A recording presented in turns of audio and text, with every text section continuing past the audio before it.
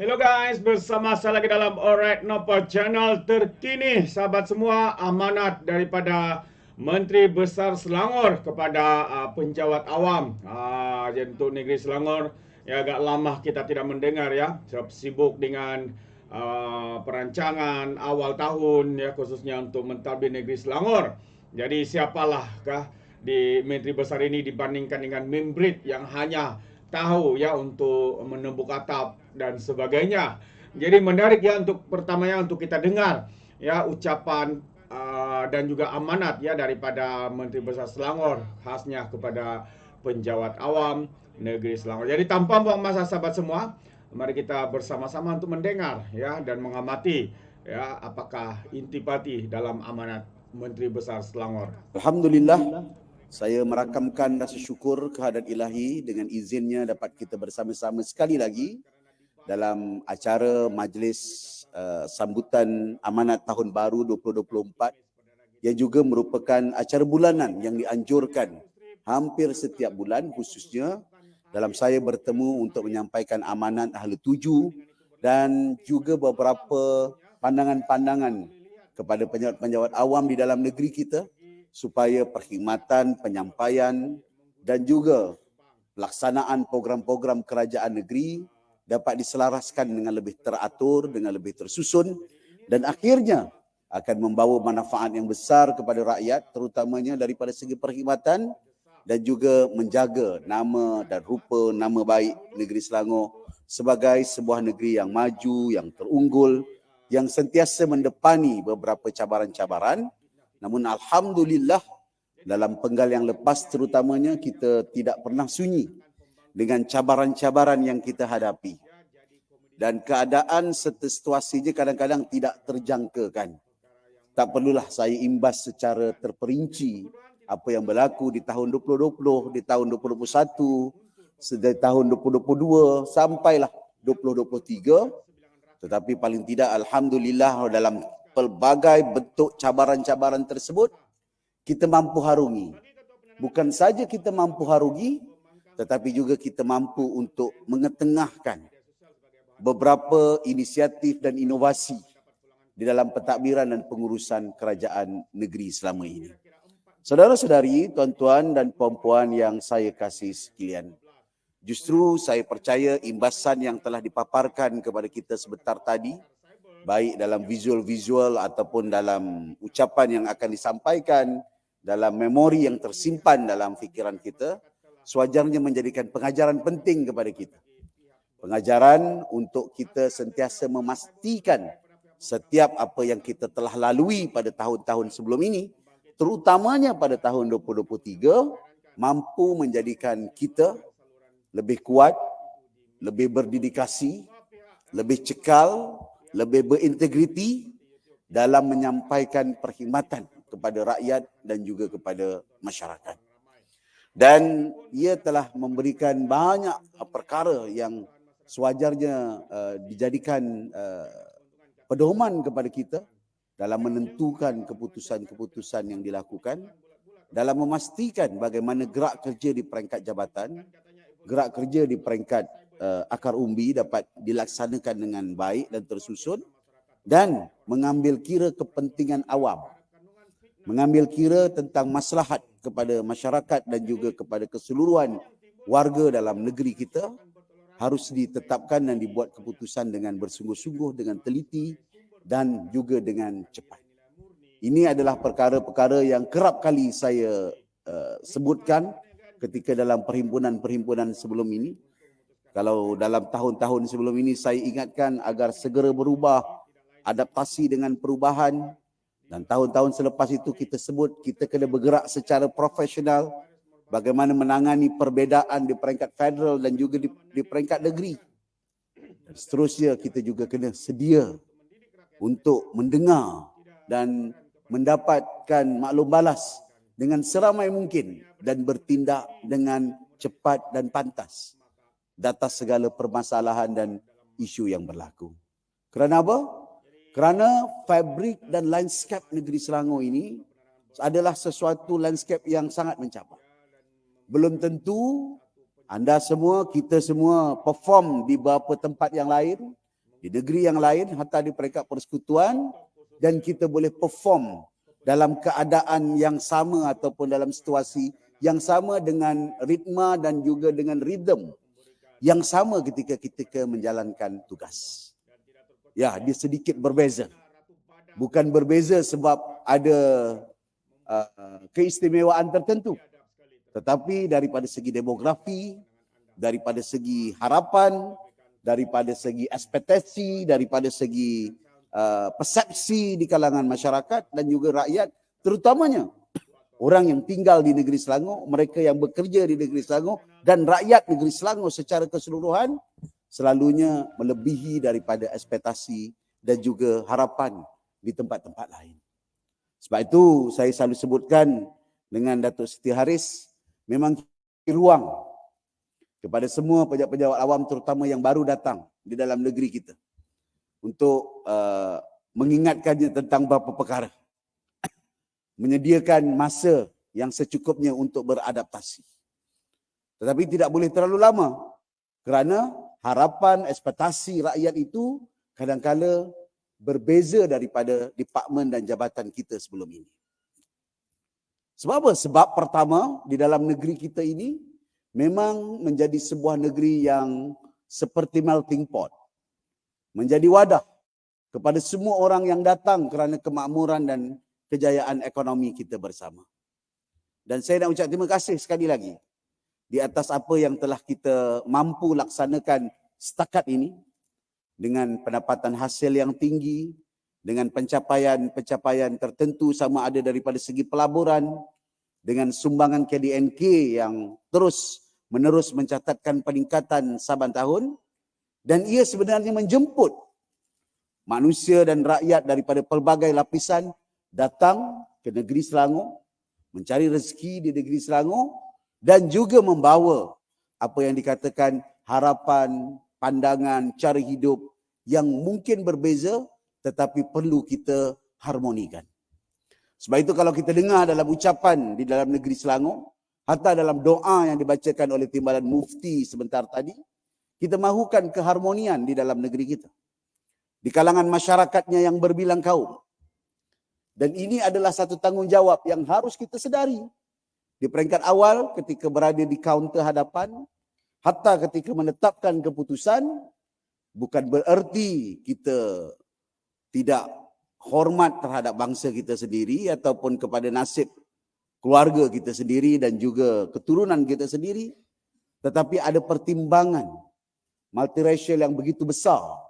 Ada pertimbangan masyarakat pelbagai kelas dan kelompok yang tinggal di dalam negeri kita. Landscape inilah yang harus kita sedari di peringkat awal dan kita harus terima dan kita harus bersedia untuk menanganinya. Selalu saya sebutkan bahawa ia bukan lagi pada tahap hormat menghormati. Bukan lagi pada tahap kita faham memahami antara satu sama lain. Tetapi juga kita harus mendalam daripada segi pengetahuan, daripada segi perbezaan dan perbezaan di antara kita. Sebab perbezaan-perbezaan ini harus kita selaraskan, harus kita koordinasi supaya tidak menimbulkan kekacauan ataupun menimbulkan situasi yang tidak kita ingini. Saya dalam taklimat-taklimat keselamatan selalu saya dapatkan maklumat-maklumat tertentu daripada pihak berkuasa ataupun mengingatkan bagaimana setiap isu-isu yang berkaitan di antara pelbagai lapisan kelompok ni. Kadang-kadang di kalangan masyarakat Melayu, masyarakat Cina, masyarakat India. Dan apa yang terkandung di dalam kepercayaan masing-masing. Kadang-kadang rakyat daripada negeri lain, daripada negara lain. Harus segera kita tangani. Harus segera kita hadapi dengan tegas supaya ia tidak merebak dan menimbulkan situasi yang tidak kita ingini. Lebih-lebih lagi, pada ketika ini, pada waktu ini, sebenarnya ini bukan masalah kita di Malaysia. Ia menjadi masalah seluruh dunia. Kewujudan apa yang dipanggil sebagai politik identity yang sedang merebak di seluruh tempat dan banyak kawasan. yang bukan membawa maksud buruk di peringkat awal, iaitu ingin rasa bangga dengan identiti kita, rasa percaya dengan identiti kita, mengorek leluhur kita, mencari akar kehidupan kita, tak jadi masalah. Kamu lahir daripada kelompok mana, keturunan mana yang membawa kepada kebanggaan dan kepercayaan kita. Kita harus percaya daripada mana susur galur kita. Namun, ia tidak boleh diteruskan menjadi satu kepercayaan bulat. Sehingga keputusan-keputusan untuk semua juga ditentukan lebih berat. Berdasarkan susur galur, berdasarkan keturunan dan etnik. Meninggalkan elemen-elemen seperti adil, elemen-elemen yang fair, elemen-elemen kemanusiaan di antara kita semua yang harus kita hadapi dan harus kita tangani dengan baik. Sebab kita bukan sebuah negeri yang 90%, 80% pada satu-satu kelompok saja.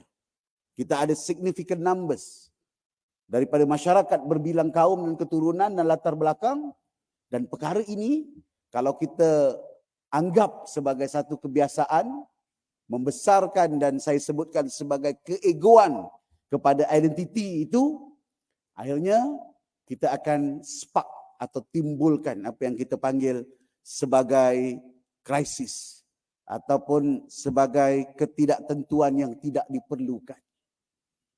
Ini sangat perlu. Dalam sejarah negeri, dalam perjalanan negeri, kita pernah berdepan dengan beberapa situasi.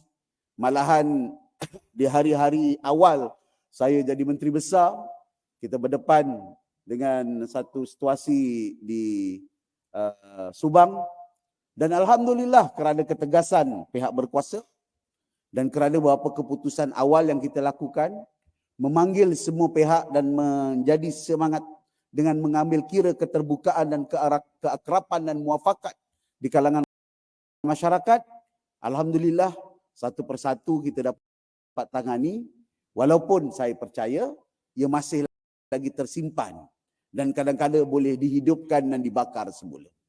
Justru saya percaya kita di sini telah dilatih dan berulang kali disebutkan agar hormat dengan lanskap ini, dengan fabrik ini, dan fabrik ini kena dipertahankan. Kerana kalau kita perbetulkan fabrik ini, mengambil kira kekuatan semua pihak, semua kelompok, hatta yang datang daripada negara luar sekalipun, insya-Allah kita akan dapat mengekalkan momentum, kejayaan dan juga hasil yang telah kita laksanakan sebelum ini. Ini bukan bererti kita nak jemput orang semua datang, jadilah negeri ini semua boleh datang sini tanpa ada peraturan. Sudah pasti peraturan immigration, peraturan ketetapan yang telah ditetapkan oleh undang-undang negara harus dipatuhi, dan saya tetap memberikan sokongan atas semua tindakan penguasaan yang perlu kita lakukan, tetapi semangat kebersamaan itu harus menjadi ciri kepada perkhidmatan kita di peringkat akar umbi, di peringkat ketua-ketua jabatan, sampailah di peringkat negeri. Kalau tidak, kita mengikut kepada sentimen yang sedang mengalir, yang sedang membuak ketika ini, akhirnya apa? Akhirnya kita akan kembali menghidupkan perbalahan dan perbezaan kaum, menjadikan perbezaan-perbezaan ini untuk membuat keputusan, mencipta polarisasi di kalangan masyarakat kita dan komuniti kita, hinggalah menimbulkan situasi yang kita tidak mahu lihat dan tidak mahu berlaku di dalam negeri dan negara kita. Perkara kedua, sudah pasti kita juga harus memikul cabaran dan juga meneruskan tradisi kecemerlangan yang telah dicatatkan pada masa-masa lalu. Bukan saja ketika dalam keadaan kita sedang tenang dan tidak ada krisis, tetapi pentadbiran ini, pengurusan ini, kita juga menunjukkan keupayaan kita berdepan dengan cabaran-cabaran yang bertimpa-timpa. Saya sebutkan dalam tahun lepas atau tahun sebelum ini, multiple crisis at one moment. Ada pelbagai isu-isu dan juga bencana yang kita hadapi pada satu-satu masa. Alhamdulillah, kadang-kadang kita nampak lebih proaktif, kadang-kadang kita nampak lebih efisien ketika waktu-waktu krisis. Bukan saya berdoa kita perlu ada krisis, Tetapi maksudnya kita juga harus mengekalkan setengah momentum itu dalam memastikan delivery dan juga perkhidmatan kita sentiasa terbaik. Kita mampu mencanai dan mendapatkan idea-idea baru bagaimana kita ingin membentuk satu polisi. Bagaimana kita ingin mengetengahkan pandangan. Ini semua perkara yang wajar diambil kira. Sebab ekspektasi yang saya sebut tadi terlalu tinggi dan juga harapan yang besar untuk kita sampaikan di samping tumpuan yang berlaku di dalam negeri kita. Memang menjadi tumpuan. Menjadi tumpuan orang bekerja, menjadi tumpuan pusat media, dan semua kita sebenarnya seperti di dalam rumah kaca. Setiap tindak tanduk, setiap perbuatan, setiap perilaku, kita perlu perjelaskan. Kita perlu terangkan. Dan kadang-kadang kita perlu ambil keputusan yang segera. Semalam, 2 hari lepas, Tula contohnya, di kawasan sekitar Kuil Subramaniam Batu Cave. Kawasan yang berhampiran dengan kawasan yang akan berlangsung perayaan Thaipusam. Ada tanggapan.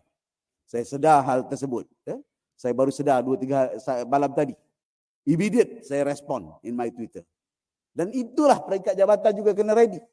Kadang-kadang kalau dapat tahu malam, kena bersedialah awal pagi. Kalau malam dah boleh reply, kita reply. Sebab orang tak tunggu. Dan bahayanya sosial media ini kadang-kadang dia menularkan dan memviralkan serta merebakkan satu perkara dengan frame dan kepercayaan-kepercayaan yang cuba dibentuk oleh mereka yang upload atau mereka yang mempamerkan di media sosial itu. Kadang-kadang memang ada orang kerjanya cari salah. Saya tengok di laporan Twitter ataupun di X saya, memang ada seorang ni memang konsisten setiap hari melaporkan. Betul. Jalan ni lubang. Saya ingat di satu daerah aja. Besok dekat Selayang. Minggu depan dekat Kelang. Minggu depan lagi satu dekat ni. Tapi kalau kita marah dengan orang seperti ini yang kerja dia memang mencari masalah, kita akan cipta satu lagi masalah. Kan lebih baik kita cuba cari penyelesaian yang terbaik yang kita boleh selesaikan dan laporkan. Sebab dunia pada hari ini, waktu pada hari ini, bukan hanya kita dapat laksanakan tugas, jalankan tugas dengan baik, kita kena laporkan apa yang harus kita laksanakan dan yang telah kita laksanakan sebelum ini. Bukan hanya menunjuk-nunjuk, tetapi juga orang ingin tahu apa yang kita ingin laksanakan.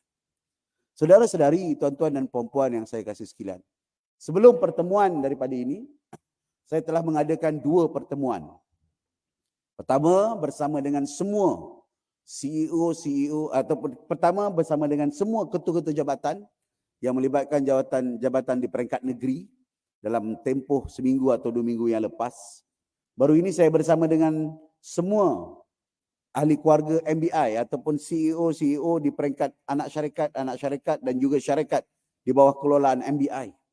Dan insya-Allah selepas ini dengan PKNS dan tidak ketinggalan saya akan cuba untuk turun ke bawah bertemu dengan jabatan-jabatan dan juga institusi utama di peringkat negeri.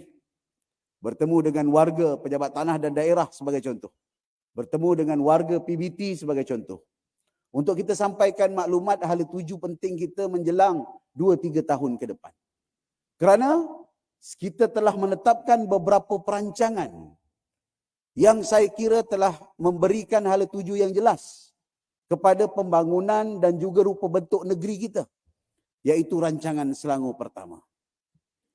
Dan rancangan Selangor Pertama sekarang ada dalam peringkat pelaksanaan. Ini bukan masanya lagi kita ingin mencari ruang bagaimana bentuk kawasan nak dibangunkan, lokaliti nak dibangunkan, apa nak dibangunkan. Ini adalah masa kita execute, kita laksanakan, kita sampaikan apa yang telah kita rencanakan. Dan kita memerlukan kerjasama dan kefahaman semua. Sebab itu dalam mesej saya sebelum ini, saya ingat saya sebelum bulan 11 atau bulan 12, sebelum sesi Dewan, kita ada satu sesi bersama dengan penjawat awam, saya sebutkan pentingnya untuk saudara memahami dasar-dasar yang telah dikemukakan oleh kerajaan. Bukan hanya menjadi lidah yang bercakap, tetapi dalam pelaksanaan program dan projek yang kita laksanakan. kita nak sebutkan Idris ataupun Carey Island. Kita nak sebutkan tentang SMG, Selangor Maritime Gateway. Ini semua telah dirangka dan direncana dengan teliti oleh pihak pentadbiran. Bukan cukup dengan itu, kita adakan simposium. Sebelum tu kita adakan pertemuan dengan jabatan-jabatan. Kita adakan town hall untuk craft apa yang dikatakan program-program dan rencana ini. Tetapi kadang-kadang bila timbul satu-satu isu dan perkara, kita seolah-olah menjauh daripada hal tersebut. Sebab apa kita jauhkan diri? Sebab kita pun kurang faham. Sebab itu saya sebut sebelum ini, perlu untuk kita faham terhadap dasar-dasar yang telah dibentangkan oleh kerajaan negeri, program-programnya, projeknya, maupun dasar-dasar yang dilaksanakan di peringkat kerajaan persekutuan dan juga program-programnya. Tetapi kali ini bukan saja faham, saya tuntut untuk di tahun 2024 dan tahun-tahun mendatang untuk kita laksanakan. Laksanakan dengan teliti, dengan teratur. Dan kalau ada perkara-perkara yang tidak kena, boleh dikembalikan mengikut sistem.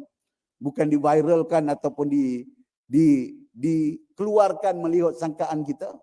Kerana ini adalah program kerajaan yang disusun untuk memastikan negeri kita sentiasa berada di tahap yang tertentu dan terus mencatatkan kecemerlangan sebagaimana yang telah dicatatkan sebelum ini. Bukan mudah. Di tahun 2022, growth kita ataupun perkembangan kita lebih daripada 10%, 11%. Sumbangan kita mencecah 25.5%. Kalau kita tidak menggerakkan sesuatu yang berbeza dengan perancangan yang teliti, dengan penyampaian yang berkesan di semua peringkat. Baik di peringkat anak-anak syarikat dan peringkat jabatan dan sebagainya, akhirnya apa? Akhirnya kita akan terkandas kepada satu kajian ataupun pada satu pembentangan kertas tanpa penyampaian yang berkesan dan teliti. InsyaAllah, saya bukan seorang yang sangat rigid. Kalau kata A, kalau kata ada kelabu sungguh-sungguh. Kelabu pula, kelabu jenis MC, tak boleh nak berubah. Tapi yang pentingnya kita kena bergerak dengan kemas tersusun. Dan kalau ada masalah, we retreat balik, bincang balik dan bergerak ke depan. Dan pantas dan cepat dan permudahkan urusan. Kadang-kadang kalau masa digitalisasi ni, sebahagian daripada ideanya permudahkan keputusan dan juga permudahkan urusan. Tapi kadang-kadang bila dah sebab rigid sangat dan kadang-kadang sebab kita terperangkap dengan kena bergantung dengan ini saja tanpa ada proses membantu, akhirnya daripada digitalisasi ini sepatut mempermudah, menyusahkan. Dan ini perlu kita tangani dengan betul-betul dan kena menanggapi dengan semua situasi dan keadaan supaya apa? Supaya negeri kita kekal cemerlang, memenuhi ekspektasi yang saya sebutkan sebagai faktor kedua dan juga mampu untuk menyediakan satu kawasan ataupun yang kita panggil sebagai negeri yang berdaya huni, negeri yang livable kepada semua masyarakat, komuniti dan juga komuniti dan negara dan rakyat yang tinggal di dalam negeri Selangor. Saudara-saudari, tuan-tuan dan puan-puan yang saya kasih sekalian. Perkara keempat yang sudah pasti menjadi salah satu daripada cabaran itu ataupun menjadi situasi yang menyumbang kepada keadaan yang saya sebutkan tadi adalah atas prinsip-prinsip dan dasar-dasar kerajaan yang telah kita tetapkan. Kerajaan ini khususnya semenjak daripada tahun 2008 adalah bertemakan apa yang kita panggil sebagai reform. Ada perubahan dan reform-reform tertentu yang telah kita laksanakan semenjak daripada awal.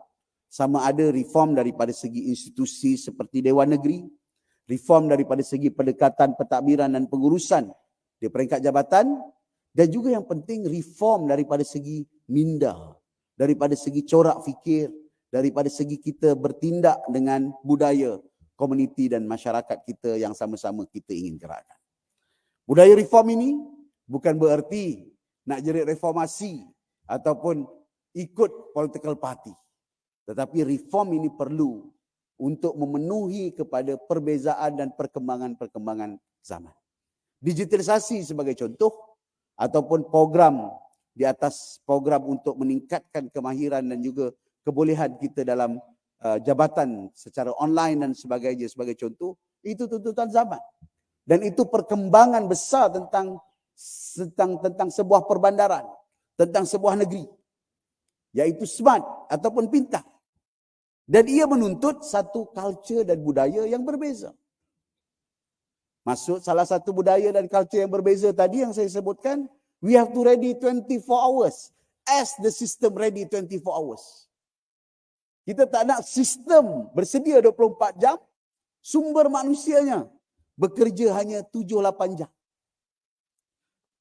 Ini saya faham. Anda semua kita gerak, kita ada ruang waktu kerja daripada jam 8.30 sampai jam 4.30. Ada yang mula pukul 9 sampai pukul 5.30. Saya faham. Itu memang peraturan yang sedia ada. Tetapi nature sekarang atau situasi sekarang tuntut untuk kita bersedia pada setiap masa. Ini perkara yang perlu disedari oleh semua ketua jabatan. Dan kalau bercuti atau ada hal kekangan, ada mereka yang patut menanggung dan menyambung tugas. Saya tak nak ada alasan-alasan lagi, oh dah lepas waktu kerja ni, minta maaf. Sebab ini bukan masanya. Masa delivery ni, kita kena bersedia untuk memastikan semua dipenuhi dan semua dipatuhi. Sebab ada yang bekerja pada waktu malam. Memang ada yang berehat. Tetapi persediaan itu kena ada dalam minda kita. Kalau dipanggil, kalau diminta, datang. Diminta untuk sampaikan taklimat. Diminta untuk selaraskan, kena sedia. Ini satu perkara yang mungkin mencabar kita. Luar daripada kebiasaan. Dianggap out of norm. Tertinggal daripada norma yang biasa pejabat awam. Tapi kalau kita bersedia melangkah sedikit berbeza, waktu tertentu pun orang boleh, kita boleh selesaikan isu dan selesaikan masalah, laksanakan tanggungjawab kita. InsyaAllah tanggapan serta pandangan yang tipikal terhadap pejabat-pejabat awam atau stigma yang cuba diframekan kepada pejabat-pejabat awam yang saya tak percaya ia sebenarnya benar. Semuanya dapat kita tolak dan dapat kita timbulkan. Ini hal-hal yang saya yakin kita boleh laksanakan di tahun 2024 ini. Dan di tahun ini, insya-Allah kita akan dapat lihat situasi pemulihan ekonomi negara yang telah mula berada dalam track yang baik dan berkesan. Kedudukan inflasi, masalah perbekalan barangan-barangan dan juga sedikit sebanyak harga barangan sedikit terkesan akibat daripada perbezaan ringgit, tetapi aktiviti ekonomi sampai kepada hampir sepenuhnya dapat kita gerakkan pada waktu ini. Sebab itu walaupun Perdana Menteri ingatkan dan selalu sebutkan tentang orang miskin, tentang petani, tentang bantuan di rumah kos rendah dan sebagainya.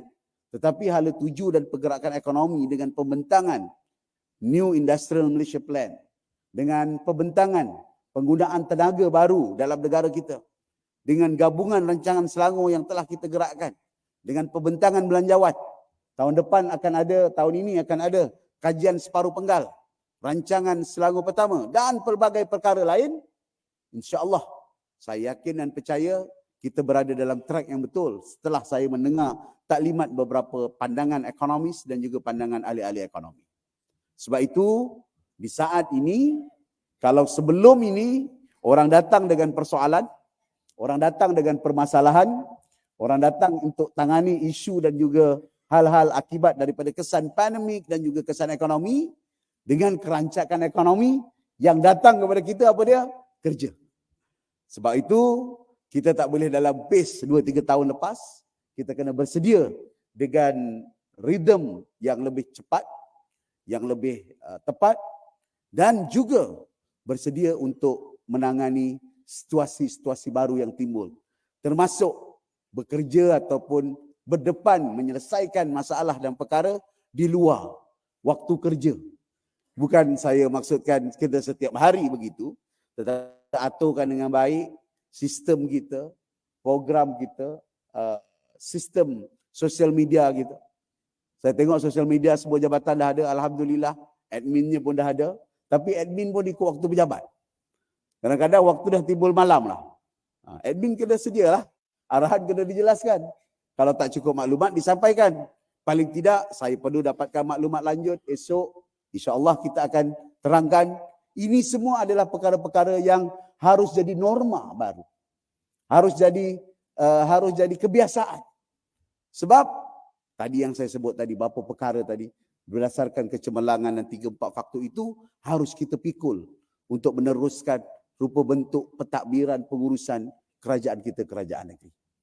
Justru dengan harapan itu kita boleh mulakan langkah tahun ini, walaupun dah mula dah lebih 14 hari, hari ini dah masuk hari yang ke-15 untuk kita teruskan. Saya percaya semua telah bekerja dengan bersungguh-sungguh. Ada yang balik awal, ada yang tak cuti pun, ada yang bercuti hanya mungkin 3-4 hari. Tapi tahun 2024 ini bukanlah tahun yang begitu selesa, tetapi tahun yang harus kita bersedia untuk lebih rancak. Dan tahun ini, kalau kita betul-betul dapat laksanakan apa yang dirancang, dapat kita penuhi permintaan, harapan dan juga tanggapan yang ada di luar sana, terutama kepada mereka yang bergerak dalam sektor ekonomi, pembuatan, sampailah perkhidmatan di dalam negeri kita, insya-Allah saya percaya dengan semua ingredients dan resepi yang kita ada, kita boleh menjadi sebuah negeri yang sentiasa mempelopori perubahan, membawa kepada idea baru dan juga pendekatan baru, dan menunjukkan bagaimana kejayaan bukan hanya untuk dibanggakan secara peribadi, bukan untuk membina kemegahan dan juga keegoan terhadap identiti kita sebagaimana yang saya sebutkan tadi, tetapi juga sebagai satu daripada tanggungjawab kita. Saya sebagai pemimpin, ahli-ahli Esko, ahli-ahli Dewan Negeri, ahli Parlimen, ada tanggungjawabnya. Di Parlimen, di dalam Dewan Negeri, kemukakan dasar, bincang dasar dengan teliti, bawa di peringkat jawatan kuasa, sampailah mempropos ataupun membayangkan satu gerak kerja kepada satu negeri dan negara. Sesedara, sama ada di peringkat pembuat keputusan di peringkat jabatan, sampailah di kaunter hadapan, sampailah yang perlu berada di lapangan, perlu melaksanakan tanggungjawab dan tugas itu bersama-sama. Anak-anak syarikat ada tanggungjawab dalam bidang-bidang yang tertentu, bidang-bidang yang telah kita tentukan. Saya dah sebutkan kita ada kawasan-kawasan wilayah pembangunan. Ada keperluan untuk kita memenuhi infrastruktur dan utility sebagai contoh. Ada keperluan untuk kita memastikan semua keperluan-keperluan jabatan dan permintaan rakyat dapat kita tangani dengan baik. Kalau semua bergerak sebagai satu pasukan yang kukuh, yang kental, insya-Allah kita akan menjadi seperti batu bata yang tersusun, seperti bata yang kemas tersusun. Ini yang dikatakan dalam Al-Quran, bahawa Allah suka kepada gerak dan juga kerja yang tersusun, aturan yang tersusun sebagai satu ketumbukan yang membawa kepada kejayaan dan juga kemaslahatan bersama. Justru bersedia kita bersama-sama melayari 2024, meneruskan kecemerlangan, dan insya-Allah saya percaya kepada kemampuan dan keupayaan anda. Marilah kita bergabung dan mencipta satu kejayaan dan kecemerlangan yang berterusan untuk negeri. Terima kasih. Sekian. Assalamualaikum warahmatullahi wabarakatuh. Terima kasih diucapkan kepada Datuk Menteri Besar Selangor. Terbaik sahabat semua. Itu dia amanat yang begitu padu sekali ya diberikan oleh Menteri Besar Selangor, Sari Amiruddin Sari. So kita mengharapkan dengan pentadbiran yang begitu baik sekali di negeri Selangor ini ya, dan walaupun pelbagai cabaran ya dihadapi, khususnya dengan adanya pembangkang hari ini yang diketuai oleh Minbrit ini yang hanya tahu untuk menyerang, mengkritik ya tanpa memberikan sebarang cadangan ya, kita tahu semua itu hanyalah usaha mereka ya untuk menjatuhkan kerajaan ini. Apapun kita harapkan rakyat Selangor melihat usaha dasar, inisiatif, bantuan apa yang diberikan oleh kerajaan negeri Selangor ini memang terbaik ya, yang sentiasa peka, yang sentiasa dekat dengan rakyat. Terbaik sekali. Jadi sampai di sini saja, terima kasih. Izinkan saya untuk mengundurkan diri, dan seperti biasa peribahasa mengatakan tak apapun kangkap 2 ton keinginan. Dalam bahasa Melayunya, tepuk dada tanya selera. Sekian saja daripada Orang Dapat Channel. Kita berjumpa lagi. Bye bye.